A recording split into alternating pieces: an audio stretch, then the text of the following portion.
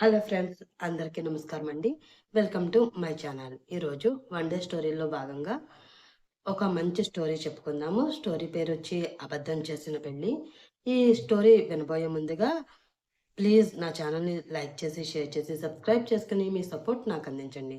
ఇంకా లేట్ చేయకుండా ఈ స్టోరీలోకి వెళ్ళిపోదాం. వేగంగా ముందుకు కదిలిపోతూ ఉన్న ట్రైన్ నుంచి బయటికి చూస్తూ ఉంటే బయట ఉన్న పచ్చని ప్రకృతి అంతా వెనక్కి వెళ్ళిపోతుందా అన్నట్లు చాలా ఆహ్లాదకరంగా ఉంది. చిన్నప్పుడు ఈ దృశ్యాన్ని చూసి చాలా సంబరపడేవాళ్ళం. వాటిని వెనక్కి తోసి మనం ముందుకు వెళ్ళిపోతున్నాం అనుకునేవాళ్ళం. కానీ ఇప్పుడు అవి అక్కడే ఉంటున్నాయి. వాటిని మర్చిపోయి మనమే వాటిని పట్టించుకోకుండా ముందుకు పరుగు తీస్తున్నాం అనిపిస్తుంది. నిజంగా ఆ రోజులు చాలా బాగున్నాయి. కల్మషం తెలియని స్వచ్ఛమైన నవ్వులు, ఏ టెన్షన్ లేకుండా తోటి పిల్లలతో ఆడుకోవడం, అల్లరి చేయడం, మనకన్నా పెద్దవాళ్ళ మాట మనం వినడం, మనకన్నా చిన్నవాళ్ళని ప్రేమగా చూసుకోవడం, మొత్తానికి ఏ బాధ లేని జీవితం. కానీ ఇప్పుడు పెరుగుతున్న వయసుతో పాటే బాధ్యతలు పెరుగుతున్నాయి. చదువులు, ఉద్యోగాలు, సంపాదనలు, ఆస్తులు సంపాదించుకోవడం, ఈఎంఐలు కట్టడం, వీటిల్లోనే జీవితం మొత్తం కరిగిపోతుంది. ఒక్కొక్కసారి అనిపిస్తూ ఉంటుంది, ఇలా దేనికోసం తాపత్రయం పడకుండా మన కోసం హాయిగా, ఏ బాధ తెలియకుండా, ఏ టెన్షన్ గుర్తు రాకుండా స్వేచ్ఛగా నవ్వుతూ ఒక్క క్షణమైనా బ్రతకగలమా అని. బహుశా అది ఇప్పట్లో సాధ్యపడదేమో అన్నాడు మహేష్ అతని వైపు వింతగా చూస్తూ. ఏదో పల్లెటూరు చూపిస్తాను అని నువ్వంటే ఎప్పుడు చూడలేదు, థ్రిల్లింగ్గా ఉంటుందేమో అని ఆశపడి నీతో వస్తున్నాను బాబు. నువ్వు ఆ పని మానేసి ఇలా ఫిలాసఫీ చెప్పే పని పెట్టుకుంటే మాత్రం నీకు దండం పెడతాను. నన్ను వదిలేయ్. రిటర్న్ ట్రైన్ దొరక్కపోయినా సరే ఇప్పుడే ఈ ట్రైన్ నుంచి దూకేసి ఏదో ఒక ట్రైన్ పట్టుకుని వెనక్కి పోతా. అది కూడా దొరకకపోతే ట్రాక్ పట్టుకుని నడుచుకుంటూ పోతా అంది ప్రియా ఆమె వైపు సీరియస్గా చూస్తూ. అంతేనే, మనసులో ఉన్న ఫీలింగ్ని చెప్తే ఎవ్వరూ అర్థం చేసుకోరు సరికదా. ఇలా క్లాసులు పీకుతున్నారు అంటారు. ఏదో ఫ్రెండ్ అని నాకు అనిపించిన భావాలు నీతో పంచుకున్నాను చూడు. నాకు లేదు బుద్ధి అన్నాడు మహేష్. బాబు బంగారం, ఇదిగో ఇప్పుడే మాట్లాడుతున్నావు చూడు, దీన్ని కూడా క్లాస్ పీకడమే అంటారు. కానీ కాసేపు ఆ సంగతి పక్కన పెట్టి ముందు మీ ఊరు గురించి చెప్పు. ఇంత అర్జెంటుగా నువ్వు మీ ఊరు ఎందుకు వెళుతున్నావు? ఏమైనా ఇంపార్టెంట్ పని ఉందా ఏంటి అంటూ అడిగింది ప్రియా. పనేమీ లేదు కానీ ఎందుకో నాన్నగారు ఫోన్ చేసి అర్జెంటుగా రా, నీతో చాలా ముఖ్యమైన పని ఉంది అన్నారు. అందుకనే ఉన్న పలానా నేను బయలుదేరుతున్నాను. ఎలాగో నువ్వు కూడా వస్తాను అన్నావు కదా. అలాగే లగేజీ కూడా చాలా ఎక్కువగా ఉంది. దానికి కూడా ఒక తోడు కావాలి కదా అని నిన్ను తీసుకువెళ్తున్నాను. అంతే అన్నాడు మహేష్. అంటే నీ లగేజ్ మోయడం కోసం నన్ను తీసుకువెళ్తున్నావా? నీ కంటికి నేను కూలిదానిలా కనిపిస్తున్నానా? మొహం ముడుచుకుని అంది ప్రియా. ఆమెను అలా చూసి చిన్నగా నవ్వుతూ, సారీ బాబా, తప్పైపోయింది అని.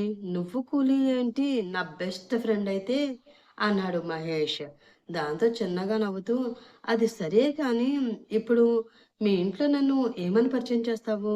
ఫ్రెండ్ అంటే వాళ్ళు నమ్ముతారా? అసలే పల్లెటూరు వాళ్ళు కదా. ఏమైనా అపార్థం చేసుకుంటే అనుమానంగా అడిగింది ప్రియా. అపార్థమా? అపార్థం ఎందుకు చేసుకుంటారు? అయినా ఇద్దరు మగవాళ్ళు కలిసి ఫ్రెండ్షిప్ చేయడం అన్నది సిటీలోనే కాదమ్మా, మా విలేజ్లో కూడా ఉంది. కాకపోతే మీ సిటీలో ఫ్రెండ్స్ అంటారు, మా విలేజ్లో జతగాళ్ళు అంటారు. అంతే తేడా అన్నాడు మహేష్. ఆ మాటతో కోపంగా అతన్ని చూస్తూ, మహేష్ నిన్ను అంటూ అతన్ని కొడుతూ ఉంది ప్రియా. ఏ ప్రియా, ఆగు, తగులుతుంది అంటూ అక్కడ నుంచి ఆమె నుంచి తప్పించుకోవడం కోసం పరుగు తీశాడు మహేష్. అలా చాలా సరదాగా వాళ్ళిద్దరి ప్రయాణం కొనసాగింది. ఆ రోజు సాయంత్రానికి ప్రియను తీసుకుని ఇంటికి చేరాడు మహేష్.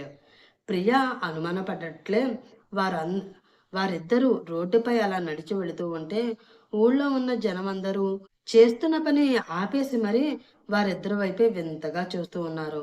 కొందరైతే వాళ్ళకేదో అర్థమైపోయినట్లు వాళ్ళిద్దరిని చూసి ఏవేవో చెవులు కొరికేసుకుంటూ ఉన్నారు. అవన్నీ చూసిన ప్రియకి కొంచెం ఇబ్బందిగా ఉన్నా కూడా పల్లెటూరు అంటే ఇలాగే ఉంటుందిలే అని అనుకుంటూ పెద్దగా పట్టించుకోకుండా తల ఉంచుకుని మహేష్ వెనుక నడుస్తూ ఉంది ఆమె. చాలా దూరం నుంచి వచ్చిన కొడుకుకి హారతిచ్చి లోపలికి ఆహ్వానించింది పార్వతమ్మ. లోపలికి వచ్చిన మహేష్ అక్కడ ఉన్న తన తండ్రి కాలికి నమస్కారం చేశాడు. అతని వైపు ఒకసారి చూసి అతని వెనకే ప్యాంటు షర్టు వేసుకుని అచ్చం మగరాయుడులా జుట్టు విరబోసుకుని ఉన్న ప్రియని పైనుంచి కింద వరకు చూస్తూ, ఎవర్రా ఈ అమ్మాయి అంటూ కొంచెం సీరియస్గా అడిగాడు రామారావు. అది నాన్నగారు, తను నా ఫ్రెండ్. మేమిద్దరం ఒకటే కంపెనీలో జాబ్ చేస్తున్నాము. తను కొంచెం సిటీలో పెరిగిన పిల్ల. ఎప్పుడూ విలేజెస్ చూడలేదు అంటే నాతో పాటు తీసుకువచ్చాను చూపిద్దామని అంటూ చెప్పాడు మహేష్. ఆ మాటతో అవునా అన్నట్లు ఒక చూపు చూసి, సర్లే జాగ్రత్త. అసలే పల్లెటూరు కదా! జనం రకరకాలుగా మాట్లాడుకుంటూ ఉంటారు. వాళ్ళకి ఆ అవకాశం ఇవ్వకుండా మీరు కొంచెం జాగ్రత్తగా ఉండండి. అలాగే తనని నువ్వు బయటికి తీసుకువెళ్ళకు. మీ చెల్లిని తోడిచ్చి ఊరు చూపించడానికి పంపించు అంటూ కొంచెం గాంభీర్యంగా చెప్పాడు రామారావు. ఆ మాటతో సరే నాన్నగారు అని తల ఊపి, అనిత, ప్రియని నీ గదిలోకి తీసుకువెళ్ళు అంటూ చెప్పాడు మహేష్. అతని వైపు నేను చెప్పానా అన్నట్లు ఒక లుక్ ఇచ్చి అనిత వెనక వెళ్ళింది ప్రియ. ఆ రోజు సాయంత్రం అందరూ భోజనాల దగ్గర కూర్చొని భోజనం చేస్తూ ఉండగా, నాన్నగారు, ఏదో అర్జెంట్ పనుంది రమ్మని చెప్పారు. ఏంటి ఆ పని? అనితకేమైనా పెళ్లి కుదిరిందా అంటూ అనుమానంగా అడిగాడు మహేష్. హా, కుదిరింది. కానీ అనితకి కాదు, నీకు అంటూ చెప్పాడు రామారావు. ఆ మాటతో మహేష్ షాక్ అయితే కొంచెం పెద్దగా నవ్వింది ప్రియా. దాంతో అక్కడ ఉన్న వారందరూ ఆమె వైపు వింతగా చూశారు. వారందరి చూపు గమనించి సారీ అంటూ చెప్పి, ఒసేయ్ తింగరిదానా, ఎక్కడ ఎలా ప్రవర్తించాలో కొంచెం నేర్చుకోవే అని తనని తానే తిట్టుకుని తల వంచుకుంది ప్రియా. తింగర మొహంది, ఎప్పుడు ఏం చేయాలో తెలిసి చావదు అని ఆమెని మనసులో తిట్టుకుని, నాకు అప్పుడే పెళ్ళేంటి నాన్నగారు? ఏం మాట్లాడుతున్నారు మీరు? చెల్లెలి పెళ్లి అయ్యే వరకు నేను పెళ్లి చేసుకోను అని మీకు ముందుగానే చెప్పాను కదా! మరి ఇంత సడన్‌గా ఈ పెళ్ళేంటి? అంటూ అయోమయంగా అడిగాడు మహేష్. అతని వైపు కోపంగా చూస్తూ, నువ్వు చేసుకోను అని చెప్పావు కరెక్టే. కానీ మీ మావయ్య కంగారు పడుతున్నారు. వాళ్ళ పెద్ద కూతురికి పెళ్లి చేయకుండా చిన్న కూతురికి చేయడానికి కుదరదు కదా! చిన్నమ్మాయికి సంబంధాలు వచ్చేస్తున్నాయట. ఎలాగో పెద్దమ్మాయిని నీకు ఇచ్చి చేసుకుంటాను అని ముందే మనం మాటిచ్చాము. నువ్వేమో చేసుకోను అని చెప్పడంతో చిన్నదాని కోసం గుమ్మం వరకు వచ్చిన సంబంధాలు వెనక్కి వెళ్ళిపోతున్నాయి. త్వరగా పెళ్లి చేసేద్దాం అంటున్నాడు. శ్రవంతి కూడా చదువు పూర్తి చేసుకుని ఇంట్లోనే కదా ఉంటుంది. అందుకే ముందు నీ పెళ్లి చేసేద్దాం అనుకున్నాము. ఎల్లుండి నిశ్చితార్థం. ఒక వారంలో పెళ్లి అంటూ చెప్పాడు రామారావు. ఆ మాట విన్న మహేష్‌కి నెత్తి మీద పిడుగుపడినట్లు అనిపించింది. ప్రియ మాత్రం చిన్నగా నవ్వుకుంటూ మహేష్ మనసులో ఫీలింగ్‌ని తలుచుకుంటూ తెగ ఎంజాయ్ చేస్తూ ఉంది. చాలా అసహనంగా ఉండడంతో ఏదో కొంచెం తిని అక్కడి నుంచి లేచి వెళ్ళిపోయిన అతను డాబా పైకెక్కి ఆకాశంలో ఉన్న నక్షత్రాల వైపు చూస్తూ ఆలోచిస్తూ ఉన్నాడు. అతని వెనకే భోజనం చేసి వచ్చిన ప్రియ అతను అలా చూడడం చూసి, ఏంటి నక్షత్రాలు ఎన్నున్నాయా అని లెక్క పెడుతున్నావా? లేక వచ్చే నీ భార్యకి ఆ నక్షత్రాలతో మెడలో హారం చేస్తే ఎలా ఉంటుంది అని ఆలోచిస్తున్నావా? అంటూ వెటకారంగా అడిగింది ఆమె. ప్లీజ్ స్టాప్ ఇట్ ప్రియా అంటూ చిరాకు పడ్డాడు మహేష్. అతను చాలా కోపంగా ఉన్నాడు అని అర్థమవడంతో, ఇప్పుడు ఏమైంది మహేష్? పెళ్లి అనేది ఎప్పుడైనా చేసుకోవాల్సిందే కదా! పైగా చిన్నప్పటి నుంచి అనుకుంటూనే ఉన్నారట కదా! ఏం నీకిష్టం లేదా? అంటూ అడిగింది ప్రియ. ఇష్టం లేకపోవడం కాదు. కానీ అప్పుడే పెళ్లి చేసుకోవడం ఇష్టం లేదు. తను మా మరదలు. మా చిన్నప్పటినే మా పెళ్లి అనుకున్నారు. కానీ ఆ విషయం నాకు అస్సలు నచ్చలేదు. అసలు మా ఇష్టాలతో సంబంధం లేకుండా ఇలా వాళ్ళు ఎ ఎలా డిసైడ్ చేసేస్తారు? నా సంగతి పక్కన పెడితే కనీసం ఆ అమ్మాయి మనసులో ఏముందో అయినా తెలుసుకోవాలి కదా! ఏమీ తెలుసుకోకుండా మేమే పెద్దలం, అంతా మాకే తెలుసు అనుకుంటూ నిర్ణయాలు తీసుకుంటే ఎలా సరిపోతుంది చెప్పు? రేపు కలిసి బ్రతకవలసింది మేము కదా! అంటూ అరిచాడు మహేష్. నువ్వు మాట్లాడేది చాలా బాగుంది మహేష్. చిన్నప్పుడు అనుకున్నంత మాత్రాన ఇప్పుడు ఆ అమ్మాయి మనసులో ఏముందో తెలుసుకోకుండానే ఈ పెళ్లి ఏర్పాట్లయితే చేసేయరు కదా! ఆల్రెడీ తనని అడిగే ఉంటారు. తను కూడా నువ్వంటే ఇష్టమని చెప్పే ఉంటుంది. అందుకే ఈ ఎంగేజ్‌మెంట్ ఏర్పాటు చేశారేమో అంది ప్రియ. అలా అడిగి చేయడానికి అమ్మాయి ఇష్టపడిన వ్యక్తిని తీసుకువచ్చి, ఆ అమ్మాయి పక్కన కూర్చోబెట్టడానికి ఇదేమి సిటీ కాదమ్మా! పల్లెటూరు. ఇక్కడ అమ్మాయి ఇష్టం తెలుసుకోవడం కాదు. కనీసం పెళ్ళికొడుకు నచ్చాడా? లేదా? అని కూడా అడగరు. వాళ్ళకి నచ్చితే చాలు వెంటనే ముహూర్తాలు పెట్టిస్తారు. ఏదన్నా అంటే మా పిల్లలకి మాకన్నా ఎక్కువ తెలుసా అంటారు. ఈ పల్లెటూరులో నాకు నచ్చని ఒకే ఒక్క విధానం ఇది. దానికి నేనే బలి అవ్వాలి అంటే నా మనసు ఎందుకో ఒప్పుకోవడం లేదు. కనీసం ఒక్కసారైనా శ్రవంతి మనసులో ఏముందో తెలిస్తే ఆ తర్వాత ఈ ఫీలింగ్ నాకుండదేమో అనుకుంటున్నాను అన్నాడు మహేష్. అయితే ఏముంది తెలుసుకుందాం అంది ప్రియ. ఎలా? ఎల్లుండి ఎంగేజ్‌మెంట్ అంటున్నారు. ఇప్పుడు మనం శ్రవంతి మనసులో ఏముందో తెలుసుకొని ఏం చేయగలం? అంటూ అడిగాడు మహేష్. ఎంగేజ్‌మెంట్ ఎల్లుండి కదా! మధ్యలో ఇంకొక రోజు కూడా టైం ఉంది. ఆలోచిద్దాంలే కంగారు పడకు. ఇప్పటికే బాగా లేట్ అయిపోయింది. పైగా మంచు కూడా పడుతుంది. అసలే నీకు మంచు పడదు కదా! పద రెస్ట్ తీసుకుందువు గాని అంటూ అతని చెయ్యి పట్టుకుని కిందకి లాక్కొని వస్తూ ఉంది ప్రియ. అప్పుడే ఎక్కడా ఇంట్లో మహేష్ కనిపించకపోవడంతో బయటికి వ అతను వెతుకుతూ బయటకు వచ్చిన పార్వతమ్మ ఆ దృశ్యం చూసి నోరు వెళ్ళబెట్టింది. ఆమె మొహంలో కనిపిస్తూ ఉన్న ఎక్స్‌ప్రెషన్ చూసి, హబ్బా! కాలం ఎంత ముందుకు పోతున్నా ఈ మనిషిలో మార్పు మాత్రం రాదు అని మనసులో అనుకుని, ఆమె చేతిలో ఉన్న తన చేతిని విడిపించుకుని, "ప్రియా! నువ్వెళ్ళి రెస్ట్ తీసుకో" అంటూ ఆమెని లోపలికి పంపించేసి, "ఏంటమ్మా అలా చూస్తున్నావు?" అంటూ కొంచెం కోపంగా అడిగాడు మహేష్. "ఈ టైంలో ఆ అమ్మాయితో నీకు మాటలేంట్రా? పైగా ఒకరి చెయ్యి ఒకరు పట్టుకుని మరీ పైనుంచి కిందకి దిగుతున్నారేంటి? అసలేంటి మీ మధ్య జరుగుతున్న విషయం?" అనుమానంగా అడిగింది పార్వతమ్మ. "విషయము లేదు, గడిదిగుడ్డు లేదు.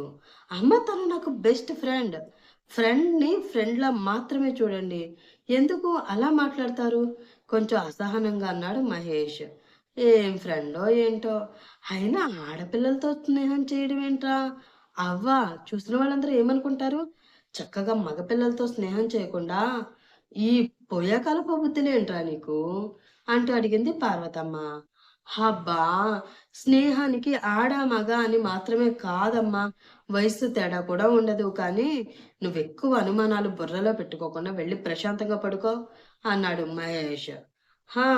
నేను ప్రశాంతంగానే పడుకుంటాను. కానీ ఎల్లుండా నీకు నిశ్చితార్థం. నీకు కాబోయే పెళ్ళాం కూడా నిశ్చయమైపోయింది. ఆఖరి నిమిషంలో ఆ అమ్మాయిని మార్చే ఆలోచన ఏమీ చేయకు. చేయకుండా కొంచెం జాగ్రత్తగా ఉండు బంగారం. ఏదైనా తేడా వస్తే నాన్న ప్రాణాలు తీసేస్తారు అంటూ చిన్నగా వార్నింగ్ ఇచ్చి అక్కడి నుంచి వెళ్ళిపోయింది పార్వతమ్మ. దాంతో తల కొట్టుకుంటూ వెళ్ళి పడుకున్నాడు మహేష్. నెక్స్ట్ డే మార్నింగ్, "అరే మహేష్!" అంటూ రామారావు పిలవడంతో, "హా! నాన్నగారు" అంటూ పరిగెత్తుకుంటూ వచ్చి అతని ముందు నిలబడ్డాడు మహేష్. "రేపు నిశ్చితార్థానికి కావలసిన బట్టలు కట్ట తీసుకోవడానికి ఆడపిల్లవారు వస్తున్నార్రా. నువ్వు కూడా అమ్మతో కలిసి వెళ్ళు. అక్కడ ఎవరికి ఏం కావాలి అన్నా కూడా ఎటువంటి అభ్యంతరం చెప్పకుండా మొత్తం కొనిపెట్టు" అంటూ ఆర్డర్ వేశాడు రామారావు. "సరే నాన్నగారు" అంటూ తల ఊపి లోపలికి వెళ్ళిపోయాడు మహేష్. ఆ రోజు మధ్యాహ్నం తల్లి, చెల్లితో పాటు ప్రియను కూడా తీసుకుని షాపింగ్ మాల్‌కి వెళ్ళాడు మహేష్. పెళ్ళికి వెళుతూ పిల్లిని చంకలో పెట్టుకొని వెళుతున్నట్లు, మధ్యలో ఈ పెళ్ళెందుకురా అని పార్వతమ్మ చెప్తున్నా కూడా, ఊరు చూద్దామని నాతో వచ్చిన అమ్మాయిని ఇంట్లో ఒక్కదాన్ని వదిలేసి, మనం బయట తిరిగి వద్దామా? అదేనా మరి ఇంటికి వచ్చిన గెస్ట్‌లకి మనమిచ్చే మర్యాద? అంటూ పార్వతమ్మ నోరు బలవంతంగా మూయించి, ప్రియను కూడా తనతో తీసుకువెళ్ళాడు అతను. ఏంటి వీడు? చెప్తే అస్సలు అర్థం చేసుకోడు. ఇప్పుడు వీడితో ఆ అమ్మాయిని చూసిన పిల్లవాళ్ళు ఏమనుకుంటారో ఏంటో అని మనసులో అనుకుంటూనే కష్టంగా ఆమె రావడానికి ఒప్పుకుంది పార్వతమ్మ. అక్కడికి వచ్చిన శ్రవంతిని చూసి అమ్మాయి సూపర్ అంటూ మహేష్‌కి సైగ చేసింది ప్రియ. అది అర్థం చేసుకుని థాంక్స్ అంటూ ఆమెకి సైగతో చెప్పాడు మహేష్. వాళ్ళిద్దరి సైగలు చూసి తల కొట్టుకుంది పార్వతమ్మ. ఏంటమ్మా అలా తల కొట్టుకుంటున్నావు? నీ కోడలు ఎవరవుతారో అని కన్‌ఫ్యూషన్‌గా ఉందా ఏంటి? చిన్నగా నవ్వుతూ ఆమె దగ్గరికి వచ్చి అడిగింది అనిత. ఏమోనే, చూస్తూ ఉంటే మీ అన్నయ్య ఏదో పెంట చేసేటట్లు కనిపిస్తూ ఉన్నాడు. మనం ఇక్కడి నుంచి వెళ్ళే వరకు ఆ ప్రియ మీ అన్నయ్య దగ్గరికి రాకుండా, వాళ్ళిద్దరూ మాట్లాడకుండా, కనీసం ఒకరి వైపు ఒకరు చూడకుండా చేయవే. నీకు దండం పెడతాను. లేదు అంటే పీటలెక్కకుండానే ఈ పెళ్లి పెటాకులైపోయేటట్లుంది. భయంగా అంది ఆమె. సరే అమ్మా, నేనున్నాను కదా! నేను చూసుకుంటాను. నువ్వు కూల్‌గా ఉండు అని చెప్పి ప్రియా దగ్గరికి వెళ్ళి, మనం డ్రెసెస్ సెలెక్ట్ చేసుకుందాం రండి అంటూ అక్కడి నుంచి వేరే చోటకి ఆమెని తీసుకువెళ్ళిపోయింది అనిత. దాంతో కొంచెం ప్రశాంతంగా పార్వతమ్మ ఊపిరి తీసుకునే లోపలే ఆమె వెనకే మహేష్ వెళ్ళడం ఆమెకు కనిపించడంతో ప్రశాంతంగా వచ్చిన ఊపిరి మళ్ళీ టెన్షన్‌గా మారిపోయింది. ప్రియ వెనకాలే వెళ్ళి, "ఒసేయ్ దెయ్యం! ఏదో ప్లాన్ అన్నావు, అదన్నావు, ఇదన్నావు, ఇరగదీసేస్తాను అన్నావు. ఏం చేయకుండా అలా అక్కడ నన్నొక్కడినే వదిలేసి వెళ్ళిపోతావేంటే? ఎలా అయినా స్రవంతి మనసులో ఏముందో తెలుసుకోవాలి" అంటూ ప్రియకి మాత్రం వినిపించేలా అన్నాడు మహేష్. వారిద్దరి వైపు అనుమానంగా చూస్తూ, "నువ్వేంట్రా మా వెనకే వచ్చావు?"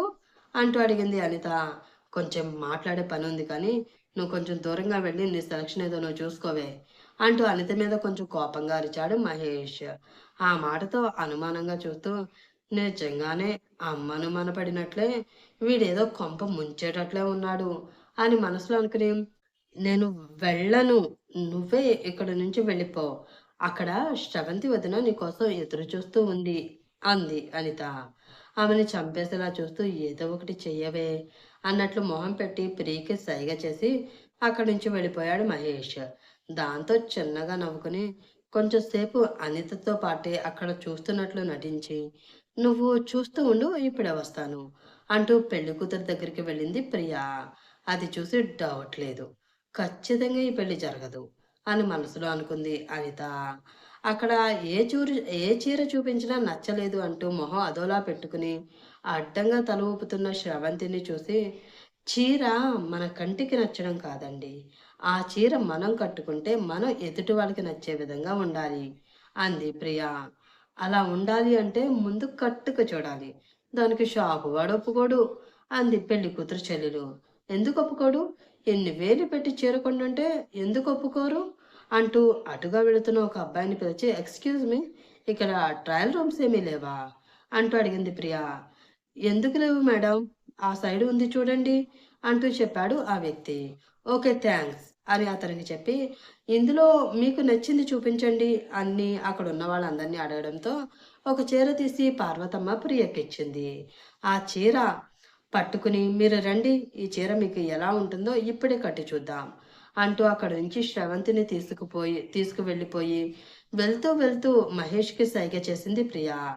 హమ్మ!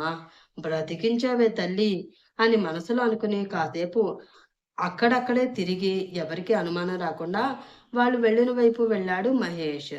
చీర కట్టుకోవడం అయిపోయింది కదా! ఇంకా ఎంతసేపు, పదండి మన వాళ్ళకి చూపించి వద్దాం. ఈ చీర చాలా బరువుగా ఉంది విసుగ్గా అంది శ్రవంతి. ఒక్క నిమిషం వెళ్ళిపోదాం అంటూ ఆమెకి చెప్పి, అబ్బా! ఏడి వీడు, ఇంత లేటా అని మనసులో మహేష్‌ని ప్రియ తిట్టుకుంటూ ఉండగా అక్కడికి వచ్చాడు మహేష్. అతన్ని చూసి కొంచెం రిలాక్స్‌డ్‌గా ఫీల్ అయ్యి, త్వరగా మాట్లాడి వచ్చేయి. నేను ఎవరు రాకుండా అక్కడ వెయిట్ చేస్తూ ఉంటాను అని చెప్పి పక్కకు వెళ్ళిపోయింది ప్రియ. దాంతో శ్రవంతితో మాట్లాడుతూ ఉన్నాడు మహేష్. కొంచెం సేపు మాట్లాడుకున్న తర్వాత ఆ అమ్మాయి కూడా తనంటే ఇష్టమే అని చెప్పడంతో రిలాక్స్‌డ్‌గా ఫీల్ అయ్యి ఏమీ తెలియనట్లు అక్కడి నుంచి మహేష్ వెళ్ళిపోవడంతో ఆ తర్వాత స్రవంతిని తీసుకుని ప్రియ కూడా ఏమీ ఎరగనట్లు అక్కడి నుంచి వెళ్ళిపోయింది. షాపింగ్ పూర్తి చేసుకుని ఇంటికి వచ్చి ఎంగేజ్‌మెంట్ పనుల్లో పడిపోయారు అంతా. ఆ తర్వాత రోజే వారి ఎంగేజ్‌మెంట్ కూడా ఎటువంటి ఆటంకం లేకుండా ప్రశాంతంగా జరిగింది. 4 రోజుల్లోనే పెళ్లి ఉండడంతో పెళ్లి ఏర్పాట్లు మొదలయ్యాయి. చూస్తూ ఉండగానే హడావిడిలో 4 రోజులు గడిచిపోయాయి. ఆ ఇంట్లో అందరికన్నా ప్రియ సందడే ఎక్కువగా ఉంది. ముందు కొంచెం ఆ అమ్మాయితో ఇబ్బందిగానే అనిపించినా, తర్వాత తమలో ఒక అమ్మాయిలా కలిసిపోవడంతో అందరూ కూడా తనతో చాలా చనువుగా, ప్రేమగా ఉండడం మొదలుపెట్టారు. మంగళ స్నానాలు, పెళ్లి కొడుకుని చేయడం, కాళ్ళగోళ్ళు తీయడం, ఇలా పెళ్లిలో చేయవలసిన ప్రతి పనిని పూర్తి చేసుకుని కళ్యాణ మండపానికి చేరుకున్నారు పెళ్లి కొడుకు తరపు వాళ్ళు. ఆ తర్వాత పెళ్లికి సిద్ధమై అందరితో కలిసి అక్కడికి వచ్చింది ప్రియ. బ్లూ కలర్ పట్టు చీరలో చాలా అందంగా అచ్చమైన తెలుగింటి ఆడపిల్లలా ఉన్న ప్రియని చూసి, ఇలా చాలా బాగున్నావు. నువ్వు ఇంత బాగుంటావు అని తెలుసుంటే శుభ్రంగా నిన్నే పెళ్లి చేసుకునేవాడిని కదే. కలిసి జాబ్ చేసుకుంటూ హాయిగా కలిసే ఉండేవాళ్ళం. అన్ని ఖర్చులు కలిసొచ్చేయి కూడా అంటూ కాంప్లిమెంట్ ఇచ్చాడు మహేష్. ఇప్పుడైతే ఏం ఆలస్యమయ్యిందని వెంటనే శ్రవంతికి చెప్పి ఆమెని పెళ్లి నుంచి తప్పించి ఆ స్థానంలో నన్ను కూర్చోబెట్టు. నీతో తాళి కట్టించుకోవడానికి నేను రెడీ. చిన్నగా నవ్వుతూ అంది ప్రియ. వాళ్ళ మాటలు సరదాగా అనుకుంటూ ఉన్నా ఆ పక్కన ఉన్న అనిత మాత్రం వాటిని కొంచెం సీరియస్‌గానే తీసుకుంది. చూస్తూ ఉంటే ఈ అమ్మాయి మా అన్నయ్య జీవితంలో నిప్పులు పోసేటట్లు కనిపిస్తుంది అని మనసులో అనుకుని, "ప్రియ రా నీతో పని ఉంది" అని అంటూ ఆమెను అక్కడి నుంచి తీసుకుని వెళ్ళిపోయింది అనిత. సరిగ్గా ముహూర్తానికి అరగంట సమయం ఉంది అనగా ఆ మండపంలో చిన్న కలకలం మొదలయ్యింది. ఏం జరుగుతుందో ఎవరికీ ఏమీ అర్థం కావడం లేదు.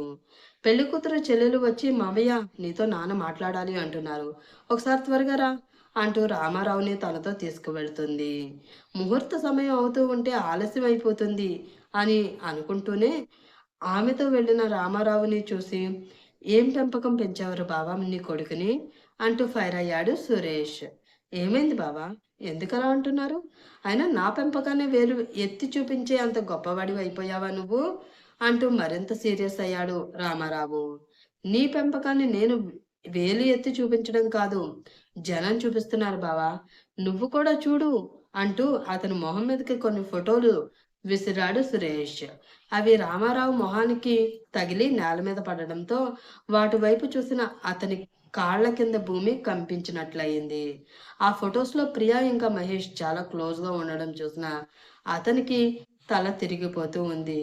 అవి వారు స్నేహ ఉద్దేశంతోటే తీసుకున్న ఫోటోస్ అయినా కూడా అక్కడ ఆ వాతావరణాన్ని కొంచెం వేడిపరిచే విధంగా మారిపోయాయి. అప్పుడే అక్కడికి అనిత, పార్వతమ్మ కూడా వచ్చి ఆ ఫోటోస్ చూసి షాక్ అయ్యారు. అయిపోయింది. అనుకుదం అనుకున్నదంతా అయిపోయింది. ఇంకా ఈ పెళ్లి జరగడం కష్టం అని అనిత మనసులో అనుకుంటూ ఉండగా, "వెళ్ళి మీ అన్నయ్యని తీసుకురా అనిత" అంటూ ఆర్డర్ వేశాడు రామారావు. "సరే నాన్న" అంటూ అక్కడి నుంచి వెళ్ళిన అనిత మహేష్‌ని తీసుకువస్తూ ఉంది. అక్కడికి మహేష్‌తో పాటు ప్రియ కూడా వచ్చి అవన్నీ చూసి కొంచెం షాక్ అయింది. "ఈ ఫోటోస్ అన్నీ నా ఫోన్‌లో ఉండవలసిన ఫోటోస్ కదా! ఇలా ఎవరు ప్రింట్ వేశారు?" అని ఆమె మనసులో అనుకుంటూ ఉండగా, "శ్రవంతి అసలు ఏం జరిగిందో చెప్పు" అంటూ అడిగాడు సురేష్. దానితో ఒక అడుగు ముందుకు వేసిన శ్రవంతి, "అది మావయ్య మొన్న షాపింగ్‌కి వెళ్ళినప్పుడు ఈ ప్రియ నన్ను పక్కకు తీసుకువెళ్ళి నేను మహేష్ ప్రేమించుకుంటున్నాం. పెళ్లి చేసుకోవాలి అనుకుంటున్నాం. ఆ విషయం మాట్లాడడానికే మహేష్ నన్ను ఇక్కడి వరకు తీసుకువచ్చాడు. కానీ ఇక్కడికి వచ్చాక తెలిసింది మీ ఇద్దరికీ ఎంగేజ్‌మెంట్ అని. సో, దయచేసి మా బాధను అర్థం చేసుకొని ఈ ఎంగేజ్‌మెంట్ నీకు ఇష్టం లేదు అని చెప్పి పెళ్లి క్యాన్సిల్ చేసేయి. నేను మహేష్ లేకుండా బ్రతకలేను" అని అంటూ నాకు ఈ ఫోటోస్ అన్నీ ఇచ్చి, "మా ప్రేమ ఎంత గొప్పదో చూడు" అంటూ చెప్పింది. అప్పుడే ఈ విషయం మీ అందరికీ చెప్దాం అనుకున్నాను. కానీ నాన్న మీరు ఏమంటారో అని భయం వేసి చెప్పలేకపోయాను. ఇప్పుడు కూడా చెప్పకుండానే ఉందాం, కళ్ళు మూసుకొని ఆ తాళేదో కట్టించేసుకుందాం అనుకున్నాను.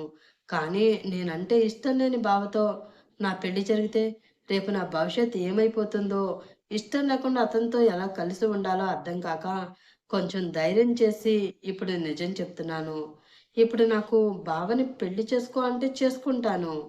కానీ తన మనసులో నేను లేను అని తెలిసిపోయాక కూడా అతనితో మాత్రం కలిసి కాపురం చేయాలి అంటే అది నా మనసు అంగీకరించడం లేదు అంటూ తల వంచుకొని చెప్పింది శ్రవంతి. ఆ మాటలన్నీ విన్న మహేష్‌కి తిరిగిపోతూ ఉండడంతో తన 2 చేతులతో తలని గట్టిగా పట్టుకున్నాడు అతను. అసలు ఆమె ఏం చెప్తుందో అర్థం కాక షాక్ అయింది ప్రియ. కోపంగా ప్రియ వైపు చూశాడు మహేష్. "నిజంగా నాకేమీ తెలీదు మహి. ఇదంతా తను కావాలని చెప్తుంది.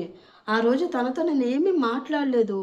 ఏమీ చెప్పలేదు" అంటూ ఉన్న ప్రియ కళ్ళల్లో కన్నీళ్లు తిరిగిపోతున్నాయి. కానీ ఆ విషయాన్ని మహేష్ మాత్రమే కాదు, అక్కడున్నవారు ఎవ్వరు కూడా నమ్మలేదు. అందరూ తప్పు చేసిన దానిలా ప్రియని చూస్తూ ఉన్నారు. ఆ చూపుని ఏమాత్రం తట్టుకోలేకపోయింది ప్రియ. పరువు విషయానికి వస్తే నీదైనా నాదైనా ఒకటే బావా. మధ్యలో ఈ పెళ్లి ఇలా ఆగిపోతే మన ఇద్దరం 10 మందిలో తల ఎత్తుకోలేము. ఇప్పుడు ఏం చేద్దాం బావా? అంటూ సురేష్ వైపు చూస్తూ అడిగాడు రామారావు. ఇంక చేయడానికి ఏమీ లేదు. నీ కొడుకు మీద నమ్మకంతో నా కూతురికి ఈ పెళ్లి ఇష్టమో కాదో అని కూడా అడగకుండా నేను ఈ పెళ్లి నిశ్చయం చేయడం జరిగింది. కానీ నీ కొడుకు ఆల్రెడీ వేరే అమ్మాయితో సంబంధం పెట్టుకున్నాడని తెలిసిన తర్వాత కూడా అతనికి నా కూతుర్నిచ్చి తన గొంతు కొయ్యలేను. అందుకే ఈ పెళ్లిని ఇంతటితో ఆపేద్దాం అంటూ చెప్పాడు సురేష్. ఆపితే అటు మీ పరువు, ఇటు మా పరువు కూడా పోతుంది బావా. ఈ ముహూర్తానికి నా కొడుకు ఇష్టపడిన ఆ అమ్మాయితోటే వాడి పెళ్లి చేసి నా పరువు నిలబెట్టుకోవాలి అని నేను నిశ్చయించుకున్నాను. అలాగే శ్రవంతికి కూడా నీ చెల్లెలు కొడుకుతో పెళ్లి చేస్తే బాగుంటుంది అని అనుకుంటున్నాను. నీకిష్టమైతే నేను వెళ్లి వాళ్ళతో మాట్లాడతాను అంటూ చెప్పాడు రామారావు. ఆ మాట విన్న శ్రవంతి మొహం ఆనందంతో వెలిగిపోయింది. అది గమనించిన ప్రియ, నీ సంతోషం కోసం నా జీవితాన్ని బలిపెట్టాలి అని చూసావా? ఇది చాలా అన్యాయం అని మనసులో అనుకుంటూ బాధపడడం తప్ప ఆ విషయాన్ని పైకి చెప్పలేకపోయింది. శ్రవంతితో నా పెళ్లి జరగదు అంటే సరే, అలాగే నేను ఈ పెళ్లి నుంచి తప్పుకుంటాను. కానీ ప్రియని పెళ్లి చేసుకోవాలి అంటే మాత్రం అది కుదరదు. తను నాకు జస్ట్ ఫ్రెండ్ మాత్రమే అంటూ చెప్పాడు మహేష్. ఆ వెంటనే అతని చెంప పగిలింది. కళ్ళ ముందు ఇన్ని సాక్ష్యాలు కనిపిస్తున్నా ఫ్రెండ్ అని చెప్పడం ఈ మధ్యన బాగా నీలాంటి వెధవలకి అలవాటైపోయింది. నీ వల్ల ఇన్ని సంవత్సరాలు నేను కాపాడుకుంటూ వచ్చిన పరువు గంగలో కలిసిపోవడం నాకిష్టం లేదు. ఈ ముహూర్తానికి రామారావు గారి అబ్బాయి పెళ్లి జరిగి తీరాల్సిందే. మరో మాట ఎదురు చెప్పావు అంటే మమ్మల్ని అందరినీ వదిలేసుకుని నీ దారిన నువ్వు వెళ్ళిపోవచ్చు అంటూ సీరియస్‌గా చెప్పాడు రామారావు. ఆ మాటతో ఇంకేమీ మాట్లాడలేకపోయాడు మహేష్. ప్రియకైతే ఆ ఒక్క మాట కూడా మాట్లాడే అవకాశం లేకుండా పోయింది. నిర్ణయం అయిపోవడంతో అందరూ వెళ్ళిపోయి ప్రియా, మహేష్ మాత్రమే అక్కడ ఒంటరిగా మిగిలిపోయారు. మహి, ఒక్కసారి నేను చెప్పేది విను అని అతనికి జరిగింది చెప్పాలి అని ప్రయత్నించిన ప్రియ ఆమె వైపు చాలా సీరియస్‌గా చూసి, ఫ్రెండ్ అని నమ్మాను. కానీ ఇలా మోసం చేస్తావని అస్సలనుకోలేదు అనేసి అక్కడి నుంచి వెళ్ళిపోయాడు మహేష్. ఆ ఒక్క మాట ప్రియ గుండెల్లో బాణంలా దిగింది. దాంతో ఏడుస్తూ ఉంది ఆమె.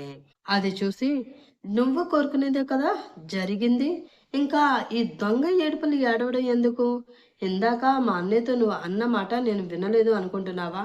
పాపం మా స్రవంతి వదిన మా అన్నయ్య మీద ఎన్ని ఆశలు పెట్టుకుందో. తన కన్నీళ్లను చూసిన నువ్వు మా అన్నతో సుఖంగా ఉంటాను అనుకుంటున్నావా? తన ఏడుపు నిన్ను కొట్టకుండా ఎలా ఉంటుంది? అనేసి అక్కడి నుంచి వెళ్ళిపోయింది అనిత. ఎవ్వరెన్ని మాటలన్నా, ఎంత ఏడ్చినా, ఎంత అపార్థం చేసుకున్నా ముహూర్త సమయం రావడంతో ప్రియ మెడలో కష్టంగా మహేష్, స్రవంతి మెడలో ఇష్టంగా రాజేష్ తాళి కట్టారు. పెళ్లికి వచ్చిన చుట్టాలు, బంధువులు అందరూ వెళ్ళిపోయారు. ఇష్టం లేకపోయినా అందరి కోసం చేయక తప్పదు అనుకుంటూ మహేష్‌ని, ప్రియని ఇంటికి తీసుకువచ్చారు రామారావు, పార్వతమ్మ. పార్వతి, నన్ను మోసం చేసి అందరిలోనూ నా పరువు తీయాలి అని చూసిన వాళ్ళు ఎవ్వరు కూడా నా ఇంట్లో ఉండడానికి వీల్లేదు. వెంటనే నీ కొడుకుని, కోడల్ని ఇక్కడి నుంచి పంపించేయి అని చెప్పి తన గదిలోకి వెళ్ళిపోయాడు రామారావు. ఆ మాటతో బాధగా మహేష్ వైపు చూసింది పార్వతమ్మ. నా కోసం ఎవరు బాధపడవలసిన అవసరం లేదమ్మా. నేను వెళ్ళిపోతాను అని అంటూ తన గదిలోకి వెళ్ళాడు మహేష్. దాంతో ప్రియ కూడా తన గదిలోకి వెళ్లి తన బట్టలు సర్దుకుని బయటకు వచ్చింది. అప్పుడే మహేష్ కూడా బయటకు వచ్చి అక్కడ సిద్ధంగా ఉన్న ప్రియని చూసి మొహం చిరాగ్గా పెట్టుకుని పద వెళ్దాం అన్నాడు.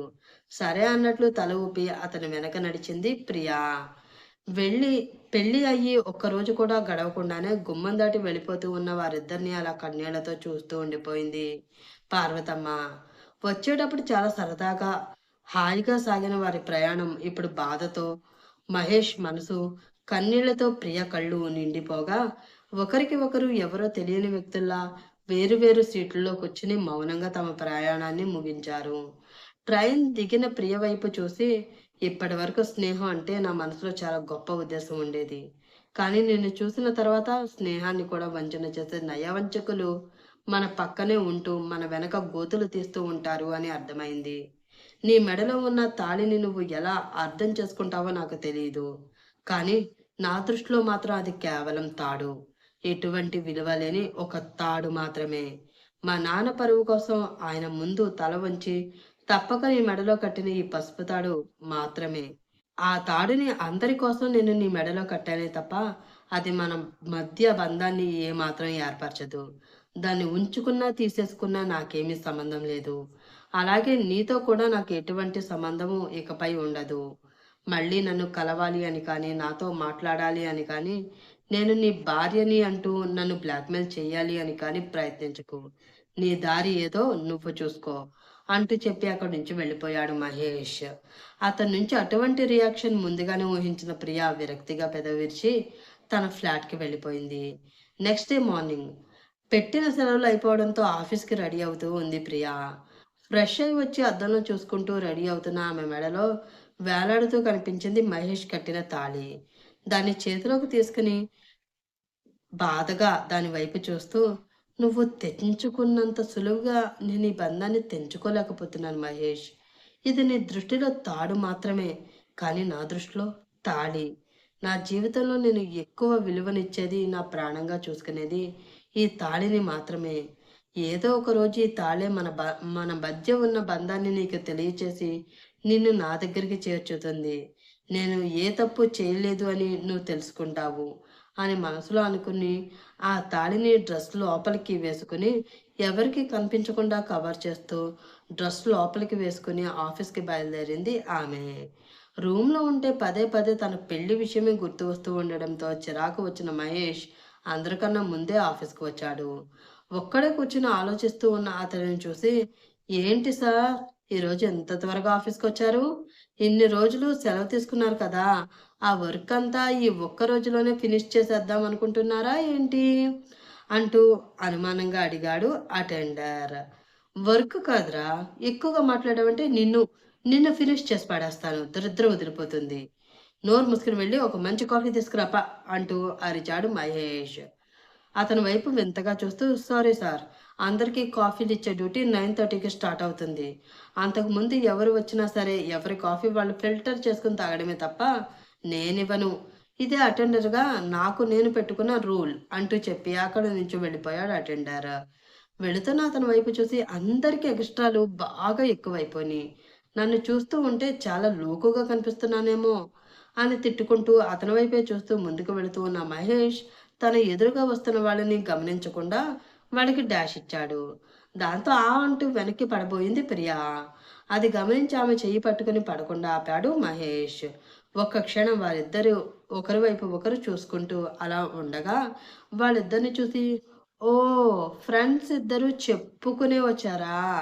ముందే అనుకున్నాను సార్ ఎంత త్వరగా వచ్చారు అంటే మేడంని చూడకుండా ఉండలేకపోతున్నారేమో అని. అందుకనే త్వరపడ్డారు" అని అంటూ చిన్నగా నవ్వి అక్కడి నుంచి వెళ్ళిపోయాడు ఆ టెండర్. ఆ మాటతో స్పృహలోకి వచ్చి ప్రియా చేతిని వదిలేశాడు మహేష్. అప్పటికి ఆమె సరిగ్గా లేచి నిలబడడంతో ఏ ప్రమాదం జరగలేదు. కానీ అతని వైపు చూడాలి అంటే ఏదో ఇబ్బందిగా అనిపించడంతో కింద పడి ఉన్న ఫైల్స్ తీసి పక్కనే ఉన్న టేబుల్‌పై పెట్టి అక్కడి నుంచి మౌనంగా వెళ్ళిపోతూ ఉంది ఆమె. చేసిన తప్పుకి కనీసం సారీ చెప్పడం కూడా తెలీదు. ఇలాంటి మనిషిని ఇన్ని రోజులు ఫ్రెండ్ అని నేనెలా అనుకున్నానో నాకే తెలియడం లేదు. ఛీ! అని మనసులో అసహనంగా అనుకుని అక్కడి నుంచి వెళ్ళిపోయాడు మహేష్. అలా కొన్ని రోజులు ముందుకు గడిచిపోయాయి. కోపంగా మహేష్ మౌనంగా ప్రియ గడిపేశారు. ఎప్పుడో టైం దొరికినా ఒకరికి ఒకరు ఒక దగ్గరికి చేరిపోయి కబుర్లు చెప్పుకుంటూ సరదాగా ఉండే ఆ జంట ఇప్పుడు సడన్‌గా ఏదో జరిగినట్లు కనీసం ఒకరి మొహం ఒకరు చూసుకోవడానికి కూడా పడకపోవడం చూసి ఆఫీస్ స్టాఫ్ అంతా వాళ్ళ గురించి రకరకాలుగా మాట్లాడుకోవడం మొదలుపెట్టేశారు. ఒక వ్యక్తి అయితే కొంచెం సాహసం చేసి మహేష్ దగ్గరికి వచ్చి, "ఏంట్రా మామ! నీకు ప్రియతో బ్రేకప్ అయిందా ఏంటి? కనీసం ఒకరి వైపు ఒకరు చూసుకోవడం కూడా లేదు" అంటూ అడిగాడు. దాంతో షాక్ అయ్యి, "బ్రేకప్ ఏంట్రా? తను నాకు ఫ్రెండ్" అన్నాడు మహేష్. "అబ్బా! అందరికి చెప్పినట్లు నాకు కూడా కబుర్లు చెప్పకురా. ప్రియ నిన్ను ప్రాణంగా ప్రేమిస్తుందని నాకు తెలుసు" అన్నాడు ఆ వ్యక్తి. ఆ మాటతో షాక్ అయ్యి, "ఏంట్రా నువ్వు మాట్లాడేది? ప్రియ నన్ను ప్రేమిస్తుందా?" అంటూ అయోమయంగా అడిగాడు మహేష్. "చేసిన వేళాకోళం చాలు సార్. నాకేంటి, ఈ ఆఫీస్‌లో ఉన్న వారందరికీ ప్రియ నిన్ను ఎంతగా ప్రేమిస్తుందో, నువ్వంటే ఎంతగా ప్రాణం పెడుతుందో బాగా తెలుసు" అన్నాడు ఆ వ్యక్తి. ఆ మాటతో మహేష్ కోపం మరింత రెట్టింపైంది. ఏంటి? నిజంగానే ప్రియ నన్ను ప్రేమించిందా? అంటే ఆ ఫోటోస్ ఖచ్చితంగా తనే స్రవంతికి చూపించుంటుంది. ఇప్పటివరకు ఉన్న డౌట్ దీంతో క్లారిటీ అయిపోయింది. ఇంకొక్కసారి తనతో మాట్లాడి విషయం ఏంటో తేల్చుకోవాలి అని మనసులో అనుకుని కోపంగా ఆమె ఉన్న ప్లేస్‌కి దగ్గరికి వెళ్ళి, "ప్రియా, నీతో మాట్లాడాలి" అంటూ అడిగాడు అతను. కంప్యూటర్ కీప్యాడ్‌పై ఫాస్ట్‌గా కదులుతూ ఉన్న ప్రియ వేళ్లు అతని పిలుపు వినిపించడంతో ఒక్కసారిగా ఆగిపోయాయి. ప్రేమగా అతని వైపు చూసి పైకి లేచి నిలబడింది ప్రియ. ఆమె చెయ్యి పట్టుకుని బయటికి తీసుకువెళుతూ ఉన్నాడు మహేష్. అలా వెళుతూ ఉన్న వారిద్దరిని చూసి మళ్ళీ కలిసిపోయినట్లున్నారు అంటూ స్టాఫ్ అనుకుంటున్న మాటలు వారిద్దరి చెవిని తాకుతూనే ఉన్నాయి. వాటిని ఏమాత్రం పట్టించుకోకుండా ప్రియని ఆఫీస్ టెర్రస్ పైకి తీసుకువెళ్ళి, ఒకటే ఒక్క ప్రశ్న నేను స్ట్రైట్‌గా అడుగుతాను. నువ్వు దాచకుండా నిజం చెప్పు అంటూ చాలా సీరియస్‌గా అడిగాడు మహేష్.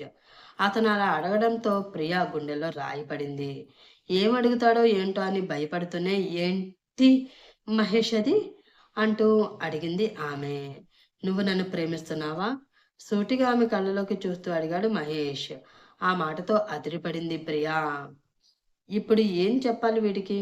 ప్రేమించాను అని చెప్తే అడ్డంగా నరికేస్తాడేమో అని ఆమె మనసులో భయపడుతూ ఉండడంతో, ఇప్పుడు ఏం చెప్పాలి అని ఆమె అయోమయంలో ఆలోచిస్తూ ఉండగానే, లేదు అని మాత్రం అబద్ధం చెప్పకు. నీ ప్రేమ కథంతా వినే నిన్ను ఈ ప్రశ్న అడుగుతున్నాను. నాకు సరైన సమాధానం కావాలి అంటూ అడిగాడు మహేష్. ఆ మాటతో వేరే మార్గం లేకపోవడంతో అవును అన్నట్లు తల ఊపింది ప్రియ. ఆ వెంటనే ఆమె చెంప పగలగొట్టడానికి మహేష్ చెయ్యి పైకి లేచింది. కానీ ఒక ఆడపిల్లపై చేయి చేసుకోకూడదు అన్న ఒకే ఒక్క కారణంతో ఆమె చెంప దగ్గరికి వెళ్ళిన అతని చెయ్యి అక్కడే ఆగిపోవడంతో ఆ చేతిని వెనక్కి తీసుకుని ఛీ! నిన్ను చూస్తుంటేనే చిరాకు వేస్తుంది. మనుషులు మరీ ఇంత దారుణంగా ఉంటారు అని ఎప్పుడూ అనుకోలేదు. ఎంత మోసం చేసావు నన్ను. జీవితంలో నేను ఎవరినైనా ద్వేషిస్తాను అంటే అది కేవలం నిన్ను మాత్రమే. నువ్వసలు మనిషివే కాదు అంటూ ఆమెని తిట్టేసి అక్కడి నుంచి వెళ్ళిపోయాడు మహేష్. అతని మనసు అస్సలు ప్రశాంతంగా లేదు. ఫ్రెండ్ అనుకున్న ఆమెతో తను సన్నిహితంగా ఉన్న సంఘటనలన్నీ తలుచుకుంటూ ఉన్న అతనికి చాలా కోపం వస్తుంది. ప్రాణంగా ప్రేమించిన వ్యక్తి తనని అంత ద్వేషించడంతో తట్టుకోలేని ప్రియ ఏడుస్తూ అక్కడే కూలబడింది. అలా ఆమె ఎంతసేపు అక్కడ ఉందో తెలీదు. ఆఫీస్ టైం అయిపోయి అందరూ కూడా తమ ఇళ్ళకి వెళ్ళిపోయారు. వర్షాకాలం అవడంతో ఫుల్లుగా వర్షం రావడం స్టార్ట్ అయ్యింది. అయినా కూడా ప్రియకి అక్కడి నుంచి వెళ్ళాలని ఏమాత్రం అనిపించడం లేదు. అతను అన్న మాటలు తలుచుకొని వెక్కి వెక్కి ఏడుస్తూ అక్కడే స్పృహ తప్పి పడిపోయింది ఆమె. ఇంటికి వచ్చిన మహేష్ తాగుతూ కూర్చుని ఉన్నాడు. ప్రేమిస్తే మొహం మీద చెప్పాలి. అంతే తప్ప ఫ్రెండ్‌షిప్ అన్న పేరుతో నాటకాలాడి ఇలా అందరిలోని పరువు తీయకూడదు. అందరితోటి చాలా గర్వంగా చెప్పుకున్నాను తను నా ఫ్రెండ్ అని. కానీ ఇప్పుడు వాళ్ళందరి ముందు నేను ఎలా తలెత్తుకోగలను? అసలు తలెత్తుకోలేని పరిస్థితిలో నన్ను నిలబెట్టేసింది అని అతను మనసులో అనుకుంటూ ఉండగానే అతని ఫోన్ రింగ్ అయింది. దాంతో అసహనంగా ఫోన్ వైపు చూసిన అతనికి ఆఫీస్ కొలీగ్ ఇంకా ప్రియా క్లోజ్ ఫ్రెండ్ అయిన వాసవి కాల్ చేస్తూ ఉండటం కనిపించింది. ఇప్పుడు ఇదెందుకు కాల్ చేస్తుంది అని మనసులో అసహనంగా అనుకుంటూ ఆ కాల్ లిఫ్ట్ చేసి హలో చెప్పు అన్నాడు మహేష్. మహేష్ మహేష్ ప్రియా నీ దగ్గరికి ఏమైనా వచ్చిందా అంటూ కంగారుగా అడిగింది వాసవి. ఆ మాట వినబడడంతోటే బీపీ హైకి పెరగడంతో, పిచ్చి పిచ్చిగా ఉందా నీకు? తను నా దగ్గరెందుకుంటుంది? సీరియస్‌గా అన్నాడు మహేష్. ఎందుకు అంత కోపం తెచ్చుకుంటావు? ఈ టైం అయినా తను ఫ్లాట్‌కి రాలేదు. నీ దగ్గర ఉందేమో అని కంగారుగా వచ్చి కాల్ చేశాను. ఆ మాత్రానికి అలా అరవాలా? లేదు అని చెప్తే సరిపోతుంది కదా! అంతలా అరవడం ఎందుకు? సీరియస్ అయ్యింది వాసవి. ఆమె అలా అనడంతో మరింత కోపం రావడంతో, ఈ టైం దాకా ఇంటికి రాలేదు అంటే ఎక్కడ తిరుగుతుందో ఎవరికి తెలుసు? తన తిరుగుళ్ళు అన్నీ పూర్తయ్యాక తనే వస్తుందిలే అని చెప్పి కాల్ కట్ చేశాడు మహేష్. అతను అంత రూడ్‌గా మాట్లాడడంతో షాక్ అయింది వాసవి. ప్రియ రూమ్‌కి రాలేదంట. తన కోసం కంగారు పడి ఈవిడ గారు నాకు కాల్ చేశారు అని విసుక్కుంటూ అనుకుంటూ వెళ్ళి పడుకున్నాడు మహేష్. కానీ అతనికి నిద్ర పట్టడం లేదు. ప్రియ ఇంకా ఫ్లాట్‌కి రాలేదు అని వాసవి చెప్పిన మాటలే చెవిలో తిరుగుతూ ఉండడంతో అదిరిపడి లేచాడు అతను. ఏమై ఉంటుంది? ఎక్కడికి వెళ్ళి ఉంటుంది? నేను తిట్టాను అన్న కోపంతో ఏమీ చేసుకోలేదు కదా అని అతను మనసులో అనుకుంటూ ఉంటే ఏదో కంగారొచ్చేసింది. కళ్ళలో నీళ్లు తిరిగిపోతున్నాయి. ఎప్పుడూ అలా చెయ్యదు కదా! తనకి చీకటంటే అసలే భయం. ఎప్పుడు చీకట్లో ఎక్కడికి వెళ్ళడానికి ఇష్టపడదు. అలాంటిది ఇప్పుడు ఎక్కడుంది అని అనుకుంటూ ఉన్న అతనికి మార్నింగ్ తను ఆమెని టెర్రస్ పైకి తీసుకువెళ్ళి వార్నింగ్ ఇచ్చిన సంగతి గుర్తుకొచ్చింది. కొంపతీసి బాధపడుతూ ఇంకా అక్కడే ఉందా ఏంటి? అని అనుకుంటూనే వెంటనే డ్రెస్ మార్చుకొని అక్కడి నుంచి బయలుదేరాడు అతను. అప్పుడే లైట్‌గా వర్షం పడి ఆగడంతో రోడ్లన్నీ నీళ్లతో నిండిపోయి ఉన్నాయి. ట్రాఫిక్ ఎక్కువగా ఉంది. ఆ ట్రాఫిక్‌ని దాటుకొని ఆఫీస్‌కి వచ్చేసరికి దాదాపు రాత్రి 10 అయిపోయింది. ఆ టైంలో అతను రావడం చూసి, "ఏమైంది సార్?" అంటూ అడిగాడు వాచ్‌మ్యాన్.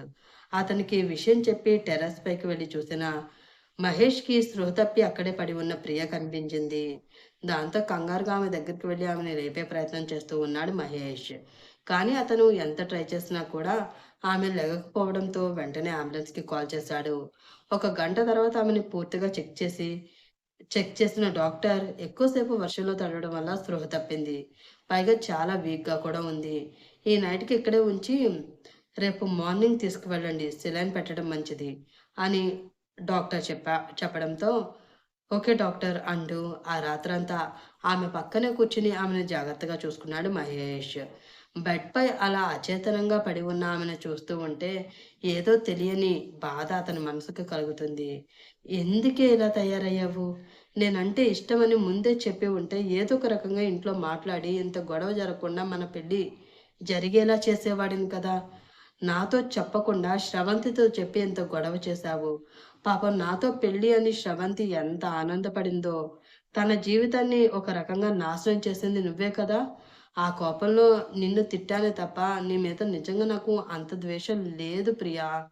ఫ్రెండ్‌వి మోసం చేశావు అన్న బాధ తప్ప నీ మీద ఎలాంటి కోపం లేదు. అలాగే నిన్ను ఫ్రెండ్‌గా మాత్రమే చూడగలను. భార్యగా నేను చూడలేను అని మనసులో అనుకుంటూ ఉన్నాడు అతను. తెల్లవారుతూ ఉండగా అక్కడే హాస్పిటల్‌లోని సోఫాలో పడుకుని నిద్రపోతూ ఉన్న అతనికి మెలకువ రావడంతో వాసుకి కాల్ చేసి హాస్పిటల్‌కి రమ్మని చెప్పి తను వచ్చిన తర్వాత ఫ్లాట్‌కి వెళ్ళిపోయాడు మహేష్. అయినా కూడా అతని మనసు ప్రియ కోసం ఆరాటపడుతూ ఉండడంతో అరగంటకొకసారి వాసవికి కాల్ చేసి ఆమె హెల్త్ కండిషన్ తెలుసుకుంటూనే ఉన్నాడు అతను.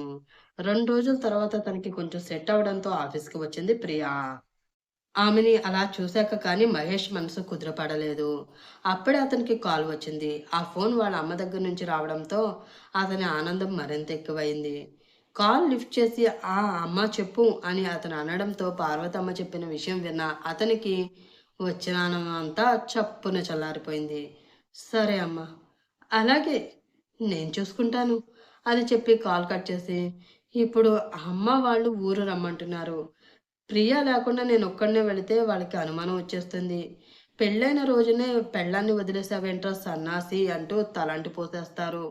ఇప్పుడు ఏం చెయ్యాలి అని ఆలోచిస్తున్న అతని దగ్గరికి వచ్చి, అత్తయ్య కాల్ చేశారు అంటూ సీరియస్‌గా చెప్పింది ప్రియ.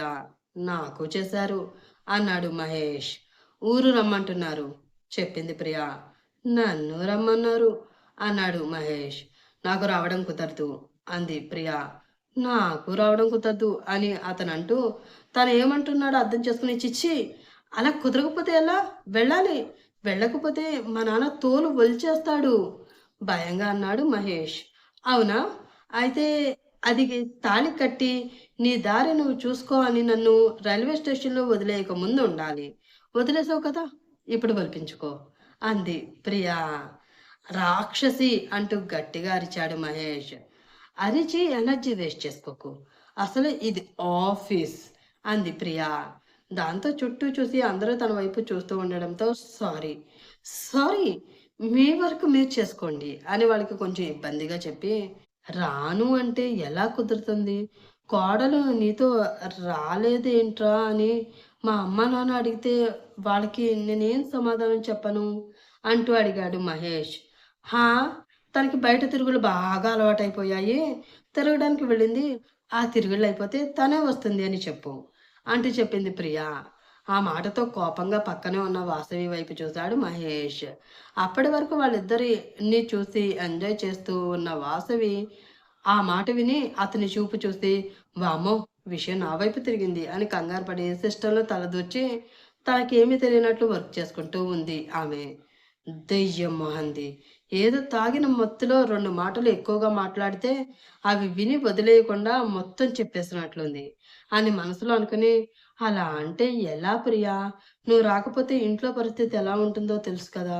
కొంచెం ఖాళీ చేసుకొని రాకూడదూ ప్లీజ్ అంటూ బతిమిలాడాడు మహేష్.